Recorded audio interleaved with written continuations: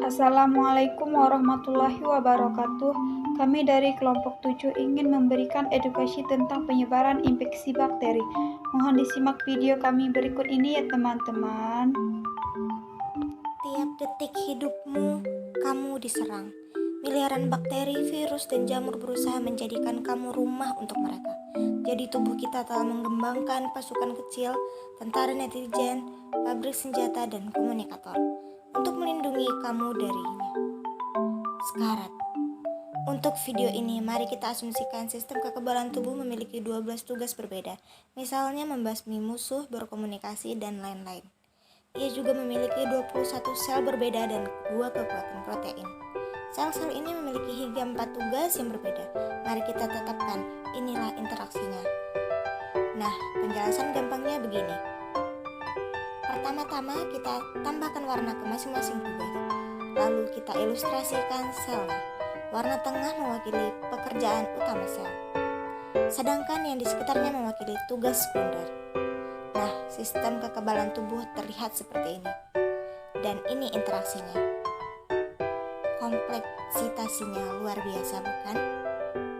Untuk video ini, kita hanya akan berbicara tentang sel dan abaikan sisanya. Jadi, apa yang terjadi di dalam kasus infeksi?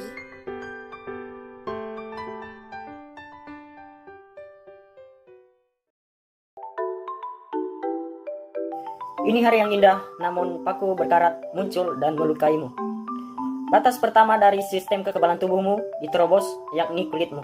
Bakteri terdekat mengambil kesempatan itu dan masuk ke lukamu. Mereka mulai memanfaatkan sumber daya tubuh dan menggandakan jumlahnya setiap 20 menit. Pada awalnya mereka berkeliaran tanpa terdeteksi, tetapi ketika populasi tertentu tercapai, mereka memperbarui perilaku mereka dan mulai merusak tubuh. Sistem kekebalan tubuh harus menghentikan mereka secepatnya. Pertama, sel penjaga tubuhmu yang dikenal sebagai makrofages turun tangan.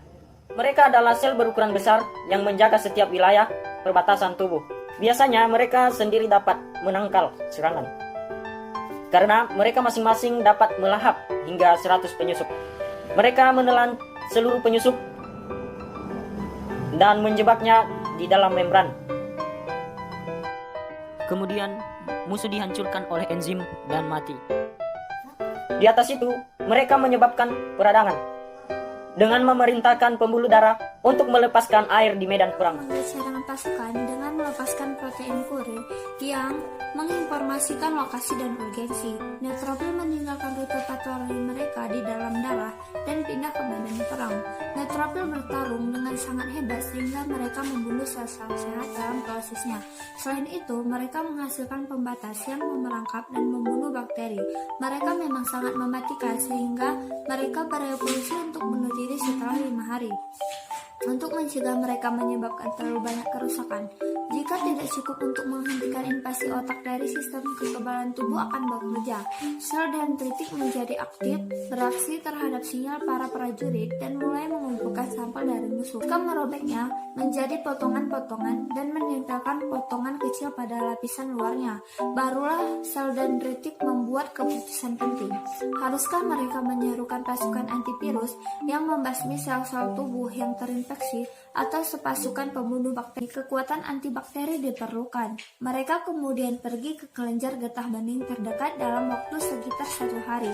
Di sini, miliaran sel pembantu dan T-sel atau sel pembunuh menunggu untuk diaktifkan.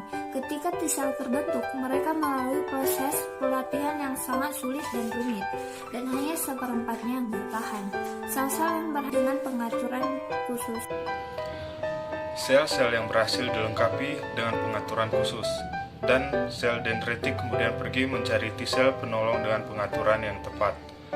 Mereka mencari T-sel yang dapat mengakibat bagian-bagian dari penyusup yang ditempelkan sel dendritik pada membran tadi. Ketika akhirnya menemukan satu reaksi berantai terjadi saat T-sel pembantu diaktifkan, ia dengan cepat menggandakan dirinya ribuan kali. Beberapa menjadi T-sel memori tinggal di kelenjar getah bening dan akan membuat kamu otomatis kebal terhadap musuh. Dan kelompok ketiga melanjutkan perjalanan ke pusat kelenjar getah bening untuk mengaktifkan senjata yang sangat kuat. Seperti T-sel, mereka berbentuk dengan pengaturan khusus, dan ketika B-sel dan T-sel dengan susunan yang sama bertemu, hal hebat terjadi. B-sel berduplikasi dengan cepat dan mulai memproduksi jutaan senjata kecil. Mereka bekerja sangat keras sehingga mereka benar-benar mati kelelahan dengan sangat cepat. Di sini, sel-sel pembantu memainkan peran penting lainnya. Mereka merangsang pabrik-pabrik yang bekerja keras dan memberitahu mereka, "Jangan mati dulu, kami masih membutuhkanmu, teruskan." Proses ini juga memastikan bahwa pabrik boleh mati jika infeksi telah berakhir, sehingga tubuh tidak membuang energi atau melukai dirinya sendiri. Tetapi apa sih ini yang diproduksikan Tentu oleh... pernah mendengarnya, antibodi protein kecil yang direkayasa tubuh untuk mengikat permukaan penggangguan tertentu. Bahkan ada berbagai jenis antibodi yang memiliki tugas yang sedikit berbeda. T-cell, pembantu pemberitahuan sel-sel plasma jenis apa yang paling dibutuhkan dalam invasi khusus ini. Jutaan dari mereka membanjiri darah dan memenuhi tubuh. Sementara itu, di lokasi terinfeksi, situasi semakin mengerikan. Para pengganggu telah melipat ganda jumlahnya dan mulai menyakiti tubuh. Sel-sel penjaga dan penyerang berjuang keras, tetapi juga gugur dalam proses. T-cell membantu mendukung dengan memerintahkan mereka untuk menjadi lebih agresif dan untuk tetap hidup lebih lama. Tetapi tanpa bantuan, mereka tidak dapat membuat bakteri kewalahan. Tapi sekarang, garis pertahanan kedua tiba. Miliaran antibodi membanjiri medan perang dan melumpuhkan banyak penyusup, membuat mereka tak berdaya atau membasmi mereka dalam prosesnya. Mereka juga membuat bakteri pingsan dan menjadikan sasaran empuk. Punggung mereka dibangun untuk terhubung ke sel pembunuh, sehingga mereka dapat terhubung dan membunuh musuh dengan lebih mudah. Sel makrofage sangat baik dalam mengatasi bakteri yang menempel pada antibodi. Sekarang, keseimbangan mengambil peran. Dalam upaya tim sel infeksi telah dihilangkan. Sekarang keseimbangan mengambil peran dalam upaya tim sel infeksi telah dihilangkan. Pada titik ini, jutaan sel tubuh telah mati, bukan masalah besar. Kerugiannya dengan cepat terisi kembali. Mayoritas sel imun sekarang tidak berfungsi dan tanpa sinyal yang konstan. Maka mereka melakukan bunuh diri dengan diri mereka sendiri agar tidak menyia-nyiakan sumber daya apapun. Tapi beberapa dari mereka tetap hidup.